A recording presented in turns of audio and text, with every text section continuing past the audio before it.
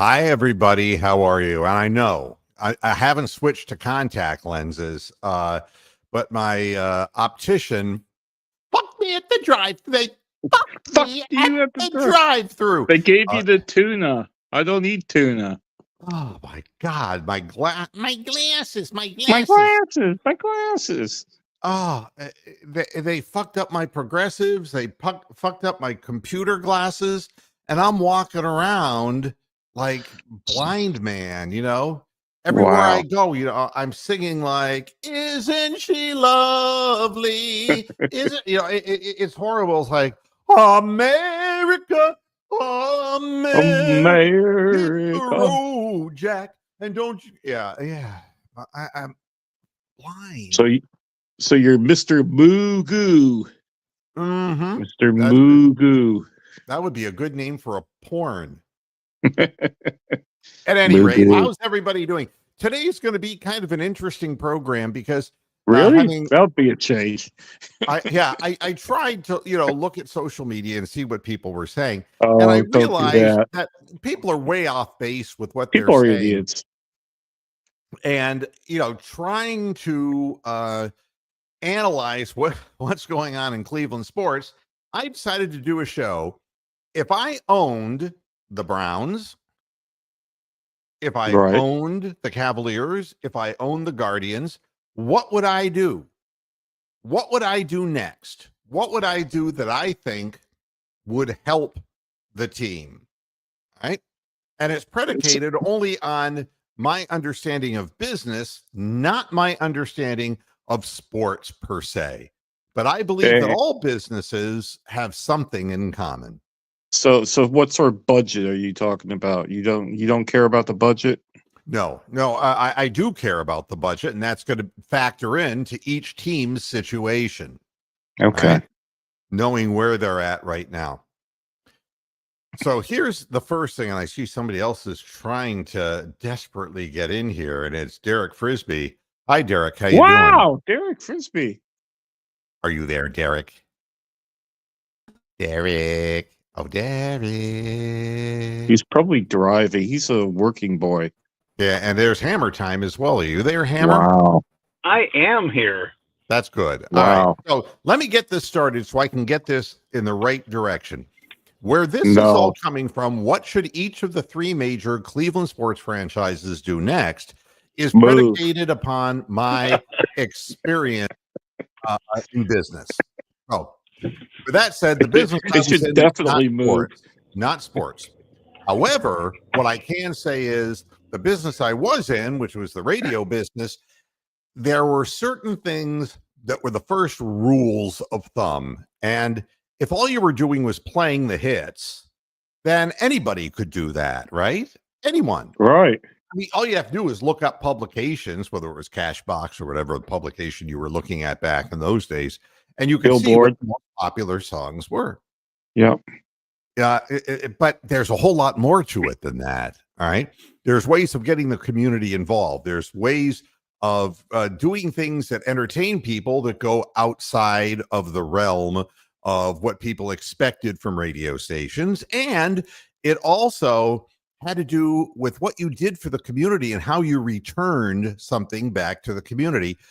So that in our case, we were huge supporters of the food shelters and food banks and shelters in Genesee County and Flint, and also in Binghamton. And you would do things that would make you more than just a radio station. All right. So that's all you need to know to get started in this. And here's Derek again. Derek, are you with us yet?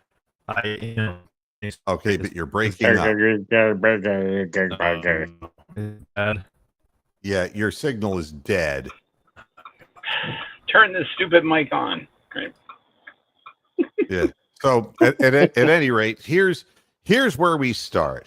All right. I'm being very festive today, by the way.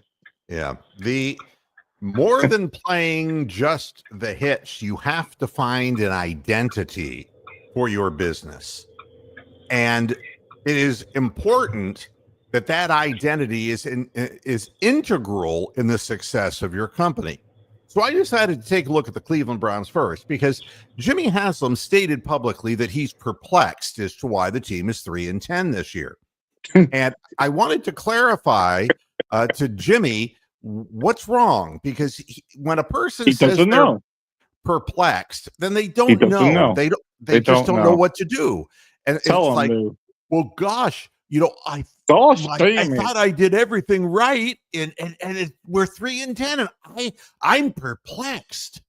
And I'm going to stick with Kevin Stefanski, and I'm going to stick with Andrew Berry. But all bets are off. I love you, Cleveland, with everybody else. All right. So that's where Jimmy Haslam is. And let me explain Cleveland Browns' identity, because I went into history. Ooh. Let's take a look at the Cleveland Browns history, shall we? From 1958, 59, 60, 61, 63, 64, 65. Jim Brown ran the football for over 1,000, over 1,500, over in one season, 1,800 yards. When he left, Leroy Kelly ran the ball for 1,141, 1,205, 1,239. He was great. Then absolute disaster, Nothing. 68 all the way to 75. Suddenly in 75, we started to get better. And Greg Pruitt gained 1,067 yards. He gained 1,000 again in 1976. All right. And then in 77, 1,086. Then Mike Pruitt had over 1,000 in 1980 and 1981. But more than that, the two Pruitts, Greg was the do-it Pruitt and Mike was the power Pruitt. And looking back at the success that the Cleveland Browns have had over the course of a history, and we can continue right into the Bernie Kosar years when we had Biner and Mack. Kevin Mack and Biner. So you had a two-headed monster there. We had a winning season out of nowhere in 2007 with Jamal Lewis Correct. gaining 1,304 yards. You look at things then from 2010 to 2018, death. Peyton Hillis one year, but we didn't win. Peyton Hillis, 1,177 in 2010, and then it all went dark. Jimmy Haslam buys the team. It all goes dark until Nick Chubb. All right. And when the Browns finally get to the point where they're actually doing some contending and getting into the playoffs, it's a two-headed monster again. It's Nick Chubb and Kareem Hunt. Right. So why? Is that coincidental? Why is it? Because honestly, from the 70s, the 80s, the 90s, the 2000s, the 2020s, football has changed tremendously. But one thing hasn't changed, and that's how fucked up the weather is in Cleveland and the identity of the Cleveland market. It's a hard scrabble market that understands power football, not afraid to play power football, will run the ball at you, and plays in inclement weather and has no problem playing in that kind of weather. So that's the image and history of the Cleveland Browns. Now, Jimmy is perplexed.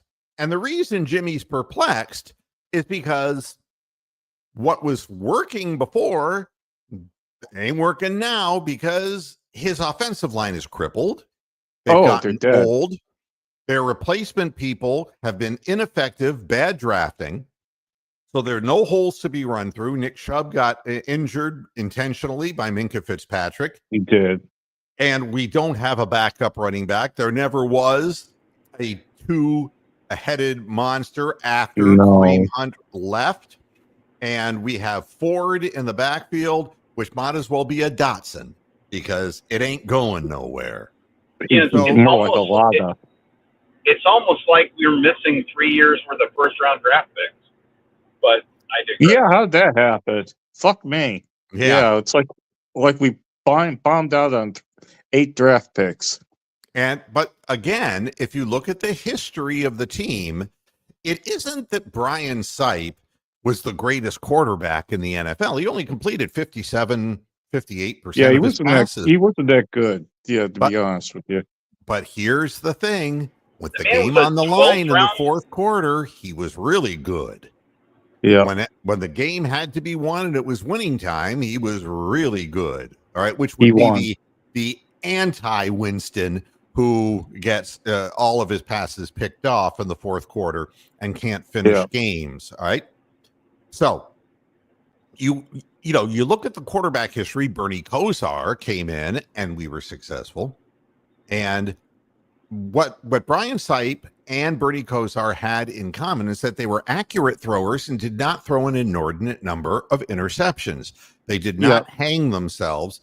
And the original offense with Bernie Kosar, with Lindy Infante, was installed because Kosar was such an accurate passer that they were able to run split-second timing patterns, and the ball was where it was supposed to be. The receiver, the quarterback were on the same page. And we also had a great tight end in Ozzie Newsome who never dropped anything. All right. But be that as it may, those years were great. Bernie Kosar left, not good. 1 year of Vinny Testaverde, and that was the only other year in which the Browns did well. And then the team left. From 2000 on, I would make the argument that this isn't even the Cleveland Browns. It's not. They died when they went to Baltimore. They died.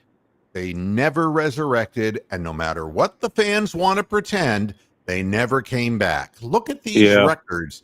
This is unbelievable when you look at this year after year in a row. 3-13. This is since they came back. 7-9. That 9-7 Run William run season. 5-11, 4-12, 6-10, 4-12. Then 2007, a 10-6 out of nowhere, immediately followed up with a big 4-12, and then a 5-11, then another 5-11. Then Jimmy Haslam comes along. And then we have a 4-12, a 5-11, a 4-12, a 7-9, a 3-13, a 1-15, an 0-16. And then a 7-8 and a 6-10 and the 1-11-5 season, which was no different than the other singular seasons that was followed up by a losing 8-9 season, that was followed up by a 7-10. And then the 11-6, which is the aberration, not the norm. And we can't put 2 good years together. So let me clarify to Jimmy Haslam. There's nothing to be perplexed about. What you did, you Southern hillbilly fuck. What you did is you let your offensive line, 2 things happened. They got old and they got injured, and you changed the goddamn scheme so that the strength of the team, which was running the football, you stupid fuck, you decided with a coach that liked playing that old scheme just to bring Ken Dorsey in out of town and confuse everybody. So now you're asking injured old players to learn a new system, and without their offensive line coach who goes to work with his son. So what you have now is Andy Dickinson trying to coach up a bunch of fighting Stefanski offensive linemen with a new scheme where the quarterback is suddenly in the shotgun over and over again, and that's not the formation in which they were doing zone blocking. So they're hurt, they're old, they're injured. Now, it is my belief that Joel Bitonio will retire at the end of the season. I don't know that. It is my guess. It would be better if the other players would get out as well, because they're all hurt and they can't put together even 1/3 of a season in the kind of condition they're in. And again, when you get into a situation where your drafting abilities are really questionable, you can't replace the thing that is the identity of your team. So the team's completely lost its identity. And they're not a passing game kind of team. And it showed itself last year. Joe Flacco, everybody got excited because we were throwing the ball all over the field, but he was throwing pick sixes, and we ended up losing in an inglorious way by throwing those, and then Jameis Winston doing the same thing this year. So, perplexed, I'm not. All right? You combine the loss of identity that has made this franchise successful in the past, and to have no holes being opened, to have no running backs capable of running through holes, the unfortunate, decline of Nick Chubb due to injury, and there is and was no effort made to find a decent backup running back. We bring in people like Pierre, who's not so strong.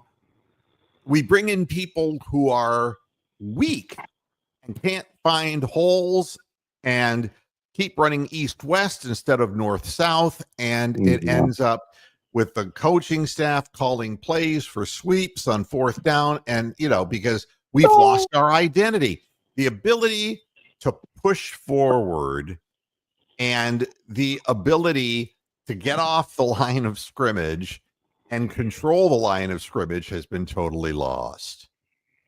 So right off the bat, our identity is shot. All right. There is a situation involved in which there's two ways, and I don't know why somebody's calling me for goodness sakes, go away. Thank you. It's the Minnesota Vikings. About your car warranty. It's the ticket office of the Minnesota Vikings wanting you to redo. Yeah, I want to stay on topic here because I've got things written down that I want to cover. Because oh my God, you're prepared. Very important stuff. It is. It is important to me anyway. Because rather than having fans screaming and crying and cursing and threatening online, there is a calm-headed solution to all things. In business, there's two ways of handling a situation when things aren't working out right. You can either accept short-term pain for long-term gain, or you can do a slow bleed. What you usually see in corporate America, like people who are like Chi-Chi's restaurant and places like that, they would remain open forever and slowly close every single location. Yeah, Kmart.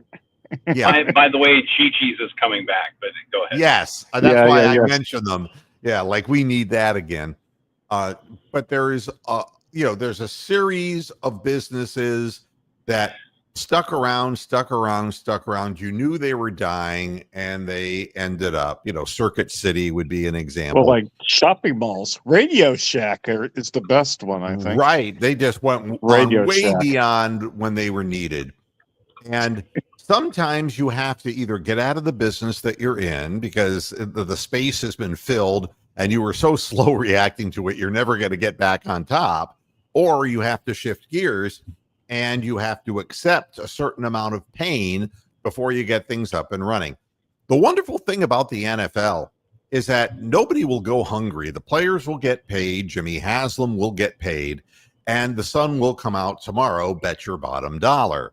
That's all going to happen. The question is, how do you win? So the simple answer is, for me, if you know you're going to make money and you know that it'll always be profitable, you take the short-term pain.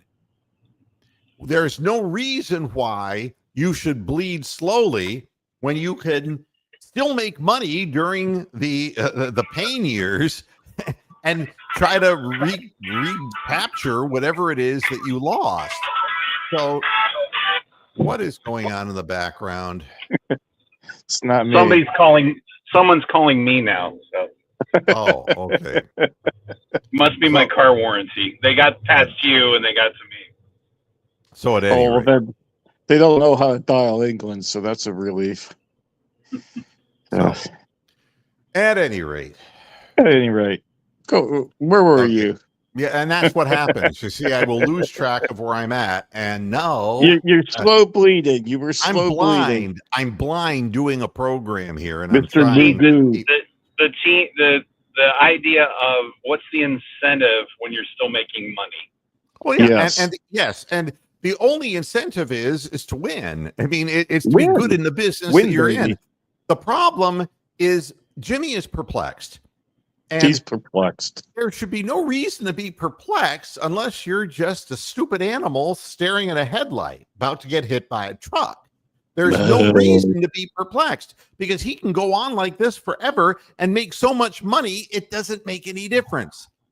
He may be perplexed because he's fucking stupid, but fucking stupid people, it doesn't matter if you take the short-term pain or the slow bleed, he's going to keep doing the same things wrong over and over and over again. And that's what we're seeing from him. So he's perplexed. I'm not perplexed. I'm not perplexed. On the same day that the Miami Dolphins said goodbye to OBR, okay, that's what I call him. The Orange and Brown Report, because it made the Orange and Brown Report. Yeah, a top website when Beckham was playing for the Browns because it was like a constant soap opera. Well, everybody's gotten rid of him since then because he can't fucking play football. And it isn't just the Browns who made the mistake. Everybody who had him on the roster made that mistake. Now, people are hoping that lightning will strike. Here's the problem with football. It's much easier getting better running backs than it is getting the quarterback. That's a fact. If you look at the successful running backs, some of them, like Saquon Barkley, had a rough go in the beginning and injuries and now is starting to find a little bit of traction in Philadelphia. A lot of the people who are really big-time running backs weren't expected to be the top running backs coming out of college. Nick Chubb was the first pick in the second round, for God's sakes. Yes. You can find a truly gifted running back in the second round of a draft, not just in the first round of a draft. And if you're the Cleveland Browns, if I own the team, the first thing I would do is to get back to the identity. Stop this nonsense about a fucking dome. Because the one advantage that you have in Cleveland is what It's the weather. has, is the weather. And you can keep games close even when you suck. All right? So it will at least keep the interest of fans who are paying their hard-earned money to come to the football games. You go into a dome with this crap, and you're going to be beaten 34-7 every fucking game. And it's just stupid. You know, I like the idea of putting my resources into finding offensive linemen and running backs. I want 2 running backs, not just one. And I want to see offensive linemen being drafted. Here's another thing I want to do. All right, if I own the team, I would take Andy Dickinson and show him the way to go to wherever he's going next. All right, because one thing we know for sure, our previous offensive line coach could see the writing on the wall. His son had become a head coach, and he was going to help him out. Hasn't worked. Tennessee is horrible. And, you know, but it's nice to see that, you know, Henry is back having a good year again. At least they're doing that much. If the Browns were able to run the football, they probably would have won a couple more games this year. And I don't believe they're going to win another game this year. So it is a hard thing to do to sit back and draft offensive linemen when people are going to scream at you. And they're going to say, you dumbass, we need a quarterback. The truth we need linemen. Bernie Kosar didn't have the greatest arm. Brian Sipe didn't have the greatest arm, but they didn't fucking kill themselves. Baker Mayfield was meals on wheels for defenses because he got passes blocked, batted down, and he tried to do too much. And that wasn't the real deal. And God only knows Johnny Manziel. I don't even want to go there. That was Well, neither one of them are as tall as Bronx, so right. Well, I mean, that's exaggerating. I'm shorter, but anyway. You Brady got, Quinn. yeah. I mean, people who are just not, it's hard to find that quarterback. A lot of teams are having the same problem. The 49ers don't want to acknowledge the fact that, it's an off year for the franchise. Brock Purdy isn't the guy. He's not the guy. He's weak armed. Yeah, you forced him to throw outside the numbers, and he's not so good anymore. So might that be part of the reason why he was drafted with the very last draft pick? It may be. Yeah. I'm just, relevant before him. Spitballing here. Yeah. So again, what I do is establish the identity of the team, and the fan base will relate to physicality because brute force appears to be the only thing that they understand. They may have thought that they really like the downfield passing game, but after watching Jameis Winston destroy every chance that he has of winning, that isn't so good. Let me say something else now so I can make my case about what else I would do if I owned the Cleveland Browns. I would say goodbye to Deshaun Watson for good, and I would eat the money. And the reason I'd eat the money is the money doesn't fucking matter. It's going to come back to you. It's going to be like a goddamn boomerang. You can't lose. So I don't want to hear all this, but God, and all that whining. It's like, you put yourself in this situation, you stupid idiots. The dumbest owner in the history of Cleveland sports was Ted Stepien. And it's not even close, folks. It's, what we need more in Cleveland are white basketball players. Thanks, Ted. We really needed that. And he destroyed the organization. And people said, he's destroyed it for good. The Cavaliers were never good before, but man, when he bought it, it was like the worst thing in the world. They were awful. They're never going to come back. Well, they did. How did they do it? And this goes back to me owning the Cleveland Browns. What the league, the NBA, knew at the time, you have to have a qualified front office guy, Wayne Embry. You got to have a qualified head coach, Lenny Wilkens. And in this case, they had the help of the league. I mean, the league gave them some extra. The league goodies, cheated. They did. Yeah, they gave us that little extra picks, But you scored on the picks because Wayne Embry knew what in the fuck he was doing. So you ended up with Mark Price. You ended up with Harper. You ended up with Doherty. You ended up with Hot Rod Williams. You ended up with all of these players. And within a couple of years, you're in the playoffs. And everybody forgot about Ted Stepien. They did. And so that's the beauty of getting rid of a bad owner. But Ted Stepien wasn't making money. He was just a stupid advertising guy who didn't know what the hell he was doing. Can I briefly interject something about Ted Stepien? Yeah. Pete Franklin was so critical of him that Ted Stepien retaliated against Pete Franklin and WTAM, pulled the Cavs broadcast from them, and got Joe Tate fired. So, that all happened because Pete Franklin was telling the truth about how awful an owner Ted Stepien was. That's right. And they finally got him out. They finally got him out. And it turned the fortunes of the team around. We can't do that with Jimmy Haslam because Jimmy Haslam would not run out of money because he's going to get paid by the league to continue being a patsy, and he will remain perplexed for the rest of his life. I'm only talking if I own the Cleveland Browns, what I would do. First, identity, go back and establish a front line that can protect the quarterback and that can run the football. I wouldn't even worry about the quarterback right now because you're way ahead of yourself if you are thinking about that. You got to have some receivers who can catch the ball and quarterback who is not prone to throwing a lot of interceptions, more of an accuracy guy, not a downfield thrower. And the Deshaun Watson thing, it's simple. Let him go. Eat the money. Because here's the honest to God truth.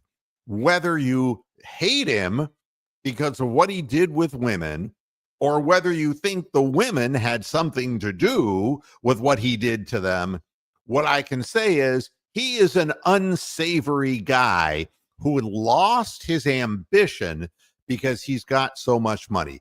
The idiot is running Instagram videos of him and his girlfriend sitting on a boat, acting fucking bougie like, over the water, and she's eating some kind of pasta dish, and she's ooh, and it's like nothing special, Jill and Ace, nothing special. You're just one of many who have blown Deshaun Watson.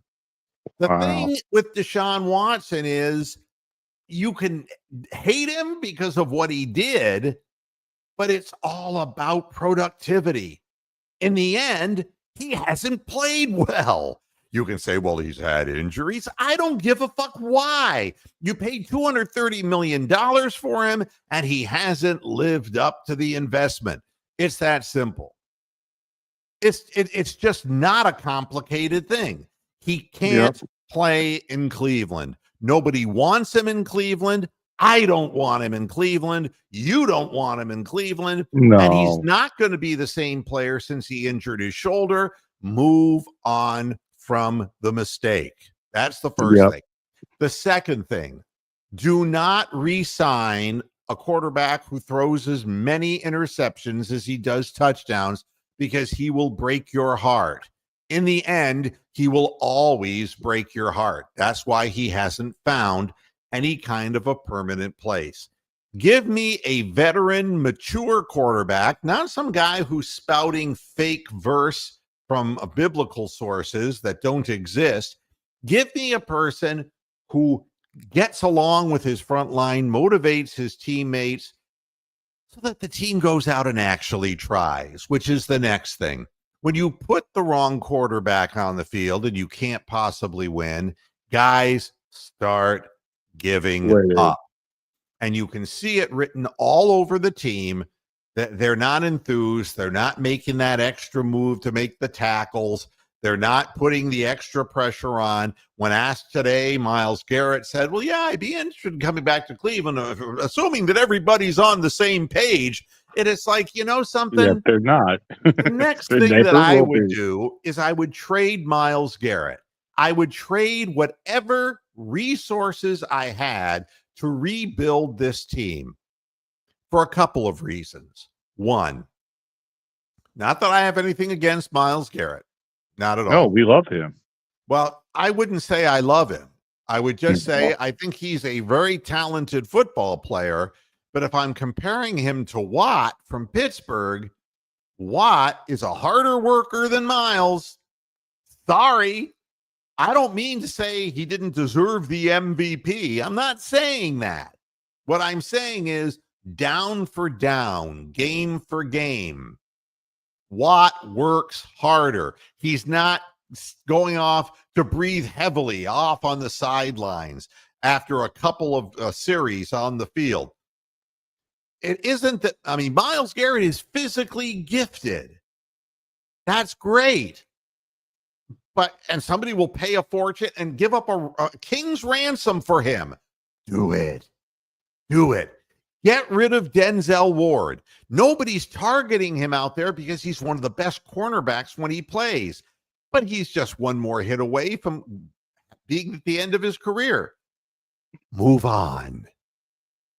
You've got to build assets now. This is the pain period, folks. And believe me, from what I've seen in the fan base, y'all love the pain. You love being in a situation where you can't win so that you can complain. That's what everybody loves in Northeast Ohio for whatever reason. And so people can take sides. I'm saying the smartest thing to do is to cash in the chips that are worth something so that you can build something. Because right now, there's no other way to build this. All right? So, Denzel, gone. All right? Myles, gone. Gone. Right? You're not going to get anything for the offensive linemen now, but a lot of them are going to be gone because they can't play anymore, or they're going to retire. And so you're going to have to draft offensive linemen. And I know that doesn't make you people who, the draft nicks and all you folks, it doesn't really give you a hard on. I get that. But it's the foundation of the team, and it's the identity of the team. Hi, John. How you doing, buddy? Good. How you doing, Lou? Good. Thank you. The identity of the team calls for being tough in the trenches, and we're not tough in the trenches because our guys are just too old and too damn hurt to do it. So that's the next thing I would do. And that's as far as I go with the Browns. Does it matter whether you win 3 games, 4 games, or 2 games in a season? No. Doesn't matter. So, all right. Now, I'm going to do something next. I'm going to say, with the Guardians having traded Jimenez to the Toronto Blue Jays and the Pittsburgh Pirates. Yeah. What happened? No, I don't know this. Oh, are you living in a cave? I am living. I have not followed baseball news. Oh, well, recently. Jimenez is gone. He's been traded to the Toronto Blue Jays. Wow. And they basically, in return, Got 3 magic beats. well, they got they did a 3-way. That sounds really bad. 3-way. A reach around. John Watson saying, "Where? Where? Yeah, what they got is Luis Ortiz from the Pirates. You got to love the Great Pirates. Pirates are always like the farm team of baseball. And Josh Hartle and Michael Kennedy from the Pirates. And they got rid of a guy named Horwitz, who they traded allegedly for. Is he their lawyer? Yeah. I got the deal for you. Don't send me to Pittsburgh. Don't do it. So Jimenez is gone. So the best defensive second baseman is gone. And oh my God. Guardians fans are saying the goddamn fucking cheap Dolans, they're the worst owners. They're the worst owners in Cleveland. Let me make this real clear. All right. The worst owner in Cleveland is Jimmy Haslam. And he's perplexed. He's fucking perplexed. Yeah. He's just not punished for his mistakes because he just makes money out the ass. All right. The next would be the Dolans, and the best would be Dan Gilbert. And I'm not, again, basing this on people I like or don't like, because if you want to know the truth, I've had my little scurries through my years of podcasting, an argument on the air that resulted in Paul Dolan never coming back to this program again. That happened many years ago when he tried to tell me that hitting home runs was not an important part of the game. And I told him he was crazy. All right. He is. And those were the years where the Indians couldn't score runs, and it was the most stupid thing I've ever heard. It was all analytics based, and it was completely stupid. All right. But it's different in baseball because they don't have the revenue stream that the New York Yankees or the Atlanta Braves or the Los Angeles Dodgers or the Mets, apparently. Well, the Mets, yeah, that's right. I mean, they just don't have that. What are they going to do? It's like, we're going to go after that FanDuel Sports Network money, and we're going to go out and bid with you. It's never going to happen. They were going to pay 6 figures more to Jimenez for a guy who hit 252, who's a great fielder. And he's a guy who didn't ever develop a power swing, and a guy whose ground ball ratio off his bat and ball speed off his bat was low. All right. And they traded him. And I totally agree. Okay. And the reason I agree is not because I have anything against Jimenez. He's a great defensive player, by God. He right there with Robbie Alomar, honest to God. Yeah, he's Silver Glover or whatever they call it. Elite second baseman. And the Guardians were great last year against all expectations. But if you look at this, they're not likely to be great again, not anytime real soon. And Stephen Vogt had a great first season. It was great, but they can't afford to keep players once they become what they, Develop. unless somebody's like Jose Ramirez and decides to sign for peanuts for no apparent Yeah. reason. Yeah. They, Home field discount, and that's it. yeah, they're not going to hold on to people long term. I don't have a problem with the trade of Jimenez. And I don't have the problem that Luis Ortiz, whose statistics would show he should have been better than he was, but he was pitching in Pittsburgh, which will kill anybody. All right. Okay. What do Pirates these are not guys do? So they got a pitcher, and what's the other guys? Josh Hartle and Michael Kennedy are all pitchers.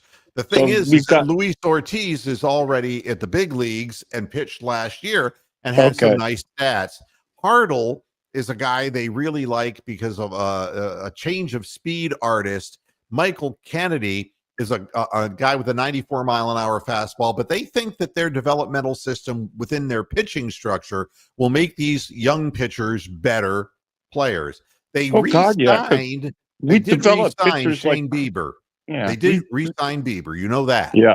Yeah, I Okay. heard that. Yeah. All right. Yeah. So, and I'm not sure, is that a good move? Is that not a good move? But it's obvious that they at least have an identity. The identity Pitching. that the Guardians have, right, is no different than what the Tampa Bay Rays had when they made the playoffs in multiple seasons. It was never enough to win a World Series, but in the way baseball is structured financially, it's a way that you can win 90 games in a season and get to the playoffs and entertain people because you have decent. You don't give up runs. Well, that's it. You don't give away things, and you play with hustle, and you try hard. Now, if I'm the owner of the Cleveland Guardians, here's what I do next. I trade Josh Naylor. Simple. Wow. The season he just put together is going to be the best season he ever had, and you're going to get max value from him. He's carrying far too much weight.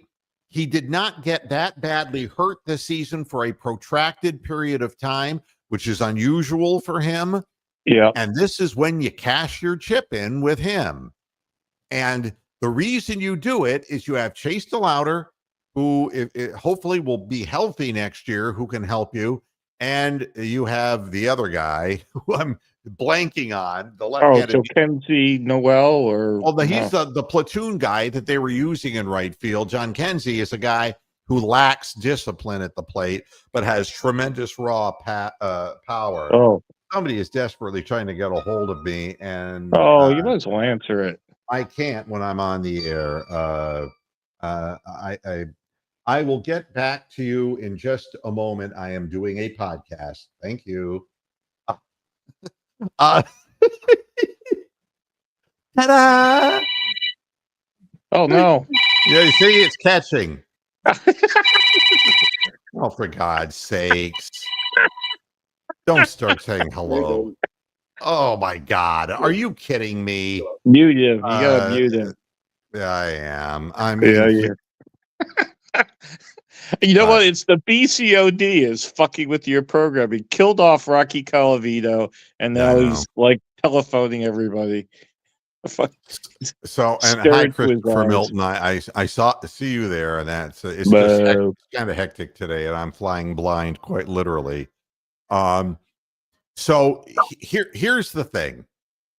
I am convinced that Josh Naylor has reached his peak, and he's not serious about conditioning.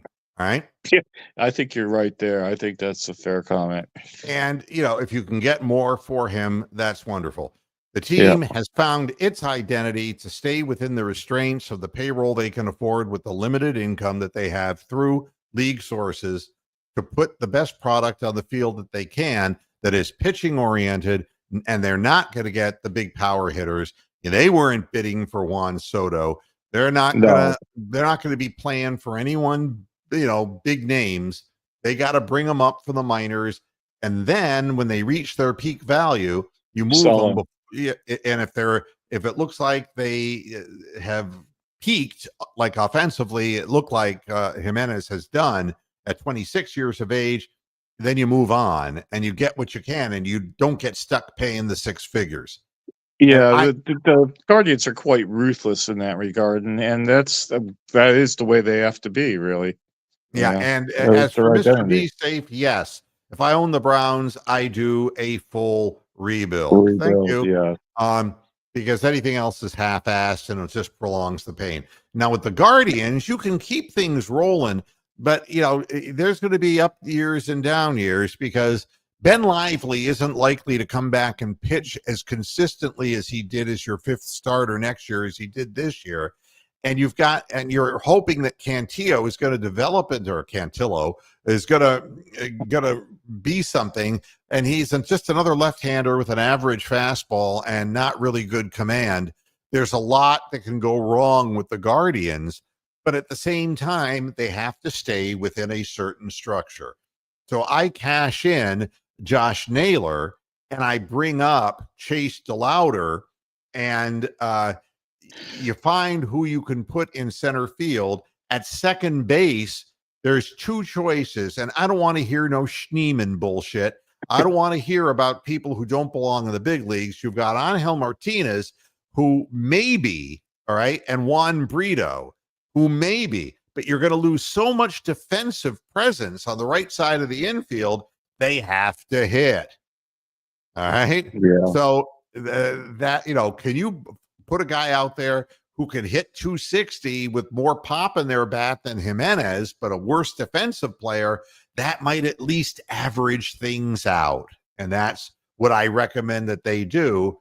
And Brito has proven he can hit in the minor leagues, but as a fielder, I have no good idea. Wow. Now, if I'm the owner of the Cleveland Cavaliers, and I'm talking about the guy who I said is the best owner in Cleveland right now. And again, I've had my disagreements with Mr. Gilbert back years ago. Years and years and years of disagreement. Yep. But the fact of the matter is, he knows what he's doing because he's in it to win it investment-wise.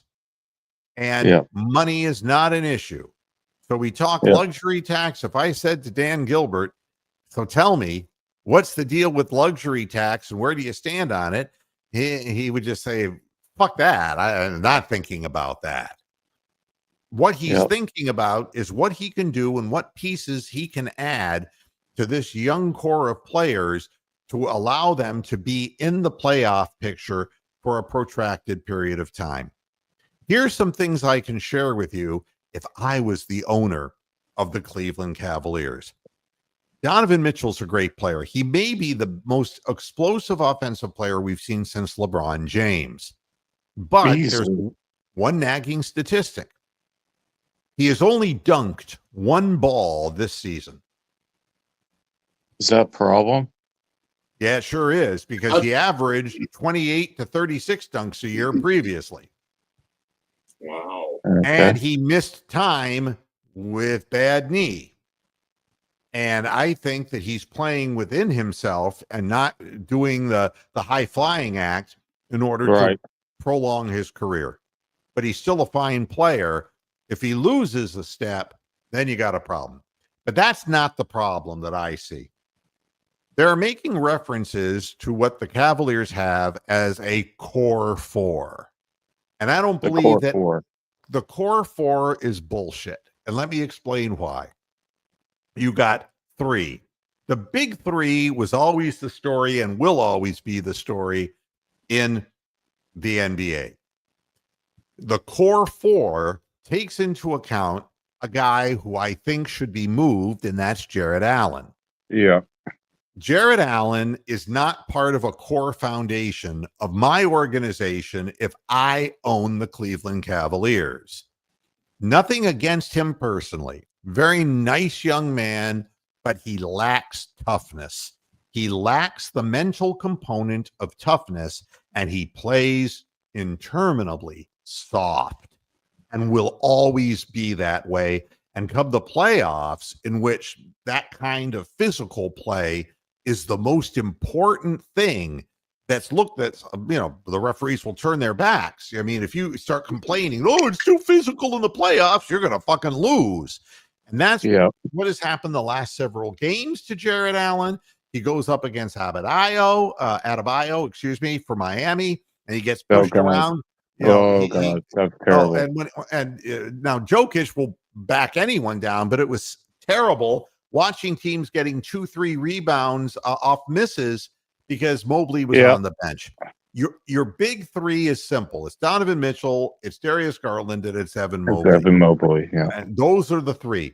You How is also have Mobley, by the way? I'm sorry to interrupt, but I was worried that Mobley had a bad ankle from the other game. He was they taken out. say that he's just day to day. It wasn't anything really bad. It looked kind of bad, and he did play the rest of the game. So right, and that was coming off as like 40-some points that he had the game before. Yeah, the thing is that they knew they weren't playing in 5 days, and so they just wanted to give him complete rest. They just didn't want to screw around in the second half with that. So how's Strus doing? Is he coming back? Strus was supposed to come back tonight, and then they said no. So I'm not sure what the story is with Max, but he will be back very shortly. Anyway, I'm interrupting your rant here. So it's not a rant. This is what I would do if I owned the Cleveland Cavaliers. Jared Allen is a tradable asset. The thing about Jared Allen, he can shoot the ball with his left hand, with his right hand, and he's got height, and he can get rebounds, and all the things that a team somewhere in the NBA would love to have. Yeah. But he's the one thing that the Cavaliers can't afford, and that's a team that has already established a reputation of being a non-physical team that they disappear come the playoff time. They need some tough guys on this team. Oh, you know, we could use something like Clint Capello. That is somebody we could probably use. Well, here's what I think, and I don't have any players that I have pointed at and said, this is the guy we want, but there's a couple of things that you're going to need to do to get what it is that you need. First of all, somebody's got to go along with Jared Allen. And if it was me, I would say... You say Niang, aren't you? No. Niang has absolutely no trade value, but Karis LeVert does. So Karis LeVert would go.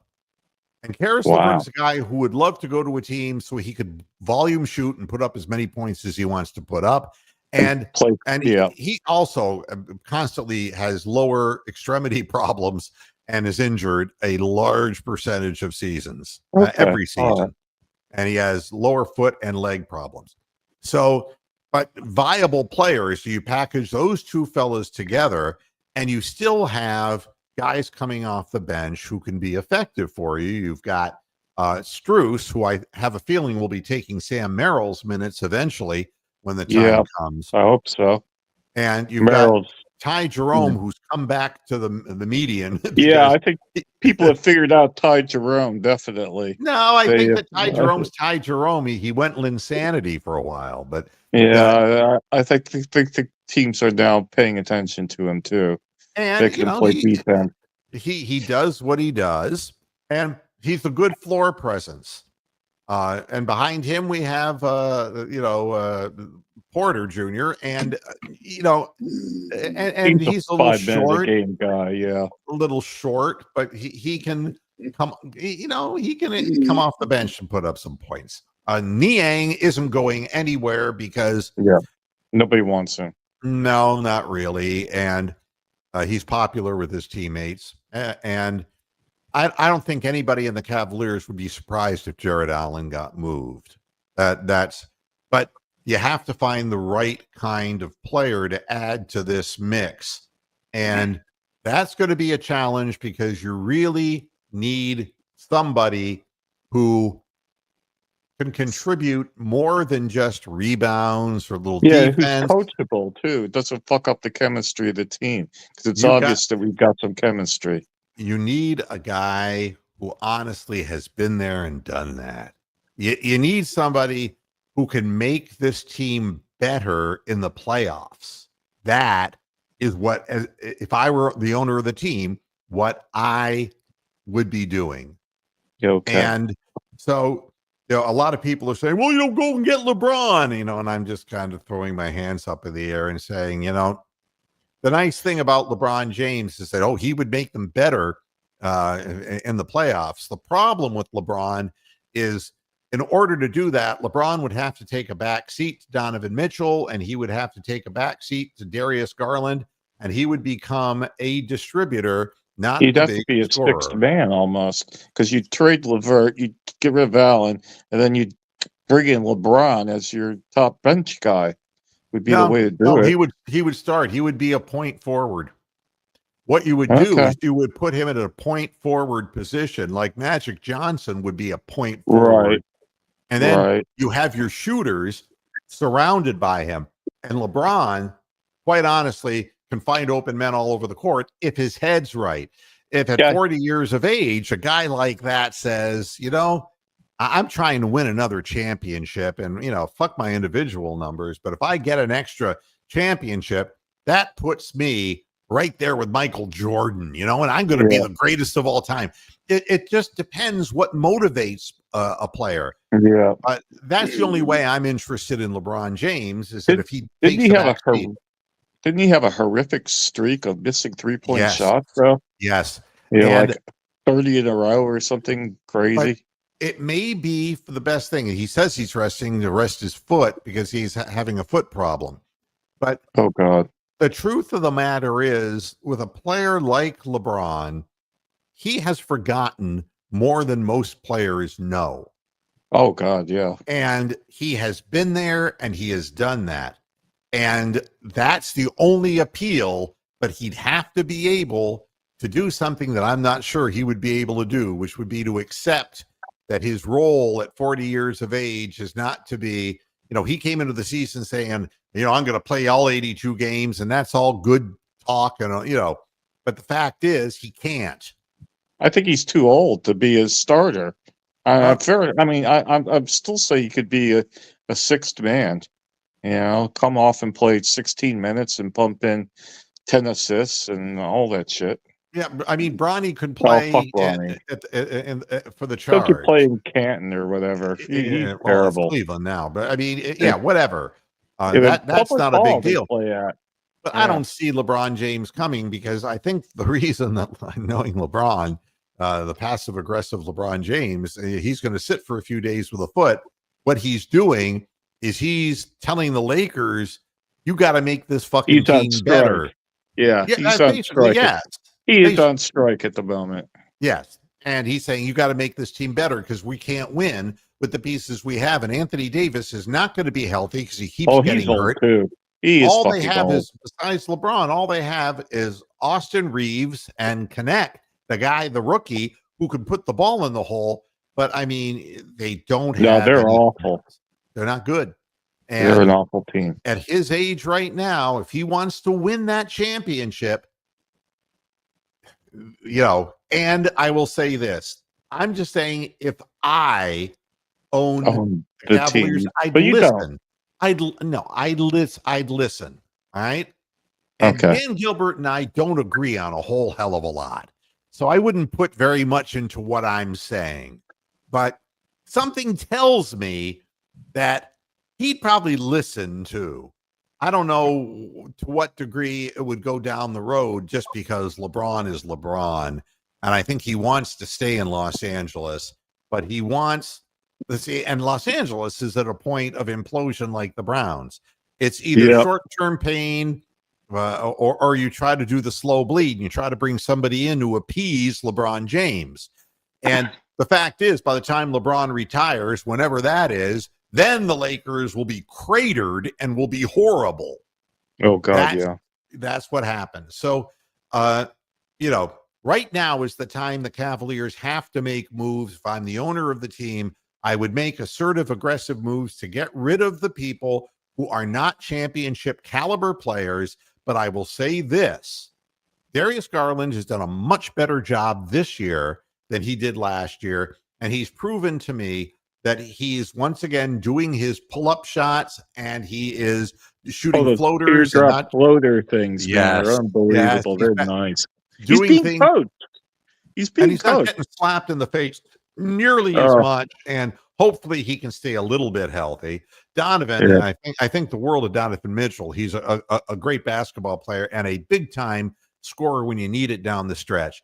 But Evan Mobley has been the greatest pleasant surprise, seeing him build up strength and given the Well, they're making opportunity. plays for him, man. They're actually doing plays for him and making him Yes. shoot threes. And And that's Kenny unbelievable. Atkinson is giving him an opportunity. I saw statistics where, I mean, he took like last year, like 18 Fuck threes the off. whole season, and he's like Yeah. already past that this year. You He's know, already made 18, I think. Yeah. He's done is Derek says his Wi-Fi is shit. Well, you know, that's Yeah. Well, life in the big he's city, probably isn't it? driving anyway. I finally got mine under control Yeah, it because seems okay it was today. the modem. It was the modem all along. You know, Oh, right. yeah. All right. And so they told me, no, everything looks No, great no, in the no. modem. So I said, just send me a new fucking modem, would you? And they sent me a new fucking modem. I plugged And it it in, worked. and I haven't had a problem since. So they can eat me. Mark, Yeah. that's the modem. Mark. Mark. Almighty. And you know, from this show, you wouldn't even think that the Browns were playing a game this weekend. And the fact of the matter is, they're playing a real Kansas football City. team who's been playing close games, even though they're 12-1. Oh, yeah. And- I was going to say something about that. They've only won one game by more than 10 points, and that was against the fucking Saints. The Kansas City Chiefs play down to their opposition like the most pathetic teams I've ever seen in my life. And then Wow. they get helped by the referees to win the games. It's amazing. The Browns aren't going to win this game. No, we're not. But the weather is supposed to be rainy, wet. So your guess will be as good as mine. We can't run the ball on a good track, let alone on a bad track. And the Chiefs are a much better football team. I don't see the Browns within 2 touchdowns in this game. And I don't see the Browns within 2 touchdowns of any team that they play at this point in time, because they're beaten, they're injured, and they're battered emotionally. And they want to go home. And they want to go home. Yeah, and I just want They want wanna the go home. season to end. And Yeah, you they know, want to go home. and so I don't know. Everybody is picking the Chiefs to win, of course. And I wanted to read this to you before I get out of here, because it really is But you comical. can't read it because you can't see it. I can see it well enough to read this. This is Pete Prisco, my man. Oh, Pete Prisco, what's his picks? CBSSports.com. And here's how he starts his article. Pete predicts. No, he says, I give up. There's nothing I can do to get past the miserable ways my NFL picks have been going this year. I tried to change things up a bit last week, and it got worse. I went 3-9-1 against the spread. That brings God. my season record to 90, 114, and 4. And he's supposed to be an expert, and he's like, oh my that's God. like is Jimmy Haslam picking these games? I mean, that's like a Haslam record. And then he says, as one of my coworkers said this week, quit overthinking it. And then I said, call Justin Hopkins and tell him that. Oh, for God's sake. Oh, I'll have to look that up. That is hilarious. Pigskin Prisco predicts. Yeah. I mean, Wow. and after we've been making fun of him week in, week out, you know. Oh, well, so what's he saying so that we can pick the other teams here? Say what? What's he predicting so we can pick the other teams? Oh, well, he's going with the tried and true and saying that the oh, Chiefs boy, are he's gonna going. win. He's I mean, going with the favorites on all of them. right? I mean, that's you know, it's so bad that the Browns own ClevelandBrowns.com can only come up with this is their news headline. Browns want to show passion in Week 15 matchup against the Chiefs. That's the most we can hope for. Is Passion. And then this, if I own the Guardians, this headline: the Guardians have added a 4th pitching coach to manager Stephen Vogel's big league staff. So they know where their bread is buttered. Their bread and butter is, yeah. They're going about it at least in the right way. So that's what I can tell you. And I know that it's and I'm well. I'll give you a score for the game. I say Chiefs 16, Browns 5. Yeah, I mean, and now the big cliffhanger is Dustin Hopkins going to kick, or is Riley Patterson, the guy who's taking his place, going to kick? That's how far down the road we are at this point. It's Oh crazy. no! I It's think crazy. they should get Anthony Hopkins in to kick. Yeah, Hannibal Lecter would, Yeah, he'll eat that pigskin. Yeah. So thanks everybody, and I don't know where everybody went. I think John's asleep. No, he's he's there. awake. He's awake. He's awake. He's there. And I want to thank everybody for supporting the program. What's up, John? Just listening. Yeah. I mean, to me, sometimes I just want to try to make some sense because I'm not seeing anything sensible being said on social media. And it's like there are options and what we can do.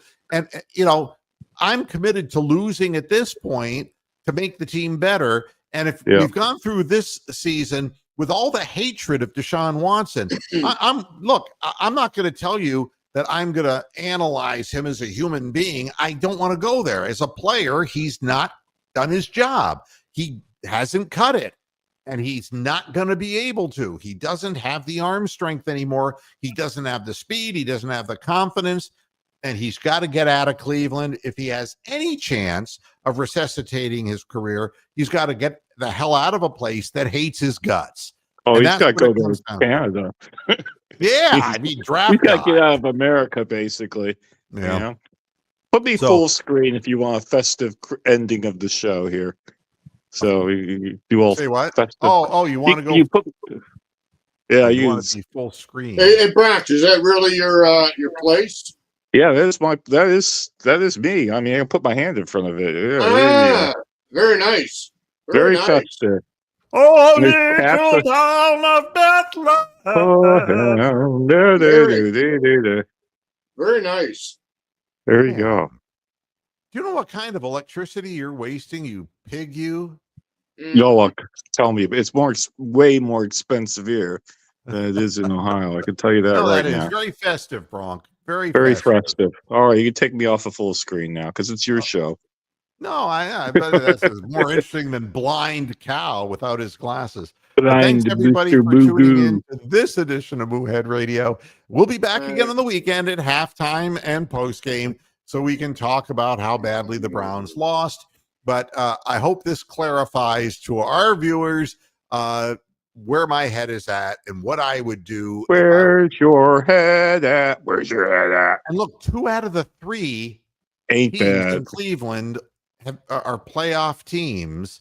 So go easy, go easy. I know you want the Browns to be better, but just go easy. Well, I've given up on not the end of the world. You got to set things right, and it's going to take some fixing and take some time. But if the owner is perpetually perplexed, there ain't going to be no progress. We're just going to keep making the same mistakes over and over. You got to get a guy in there who's a good football brain, a good football mind. Get DePodesta the fuck out of there. You got to get somebody who knows how to draft, who knows what the needs are, who knows what the identity of the team is and what types of players we need to play in the climate that we're playing in. That dome, if it's going to happen, is 8-9 years off in the future. I mean, we have to play football between now and then. I mean, use your fucking brain. That's it. I'm done. Thanks for tuning in. And until next time, go Cavs. Hasta la vista, pastor heads. Go Cavs and bye-bye. Go Cavs.